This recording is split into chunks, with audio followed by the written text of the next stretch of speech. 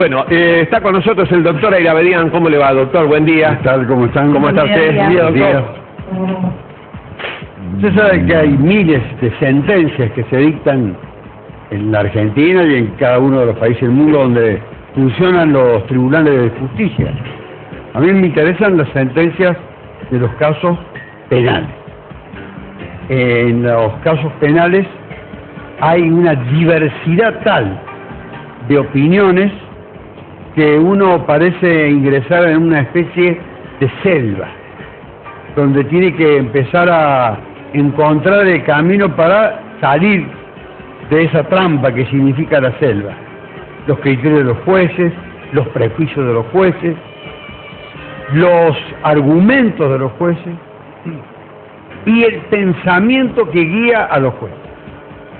Y toma un caso y hay algunos que sean más o menos parecidos y encuentra dos opiniones completamente opuestas, diametralmente distintas. Y el de hoy va a revelar esto. Cuando yo les dé las características de la personalidad que se vio involucrada, cuál fue el desenlace, qué criterio adoptaron los jueces y si esto, a su vez, comparado con otros, tiene o guarda alguna similitud. Porque cuando nos escuchan, la gente dice, pero ¿cómo? Yo tengo un familiar, un amigo, un compañero, un vecino, que se encuentra en la misma situación que este hombre al que se está refiriendo el abogado que habla. Y sin embargo, para él la suerte ha sido distinta. O todo hace pensar que va a ser distinta, según el mayor o menor rigor con que actúen los tribunales. El caso es así. Un muchacho trabajador, procedente de, así dice la sentencia, de una buena familia, que tiene recursos para vivir, que pertenece a un medio que podríamos llamarlo honorable, sin ningún tipo de antecedentes, sin ninguna inclinación, ni proclividad, ni tendencia a la violencia, hace lo que voy a referir ahora que ha hecho. Y a raíz de eso que hizo, ¿qué fue lo que le sucedió? Compró a una persona que era proveedor de maquinarias agrícolas, una cosa que él necesitaba para la explotación de su actividad.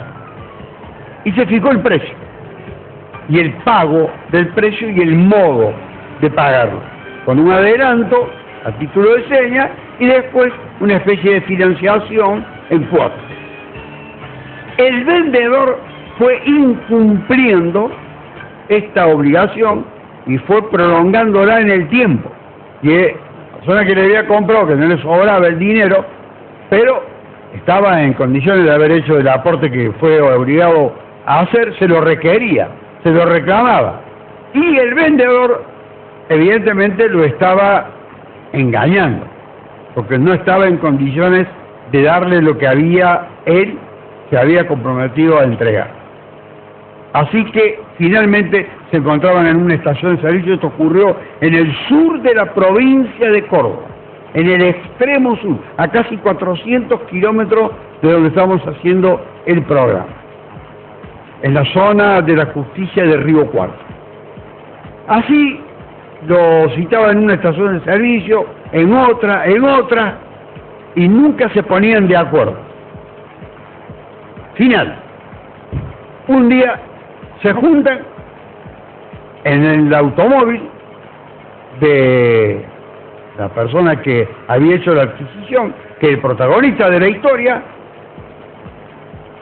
pero en un determinado momento, en lugar de ir a donde tenían que ir, cambia la dirección de su vehículo, se interna en unos campos con un pretexto que no ha quedado aclarado ni dilucidado. Los dos descienden del vehículo y de pronto el comprador fracasado toma un objeto contundente y le da tantos golpes en la cabeza al vendedor fraudulento que lo mata. inmediatamente lo arroja a un canal de agua para que no lo encuentren más y se va. Entonces empieza la búsqueda desesperada de esa persona que había desaparecido, hasta que 35 días después lo encuentra. Lo encuentran ya devorado por las alimañas, por los animales, etc. Se establece más o menos la antigüedad de la muerte por las larvas cadavéricas, insectos cadavéricos, y más o menos corresponde con el día en el que había desaparecido. Bueno, hay una abundante prueba para llegar a decir que este muchacho fue el que lo mató.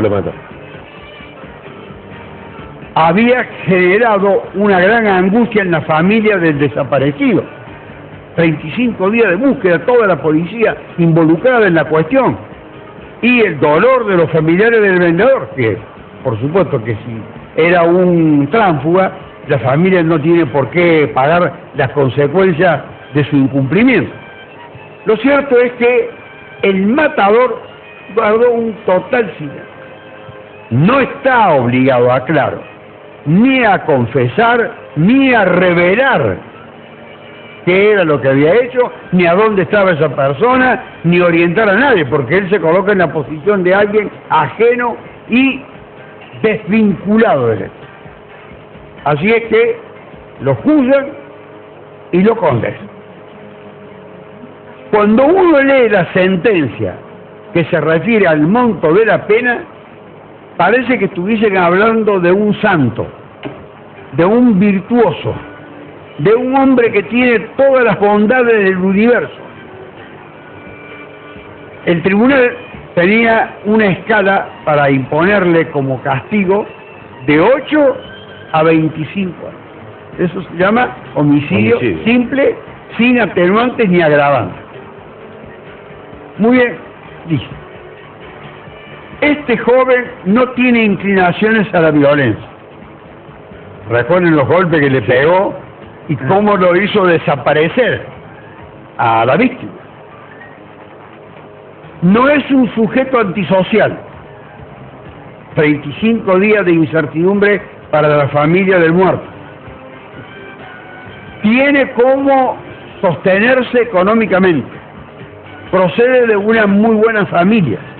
Entonces el pronóstico respecto a él es bueno.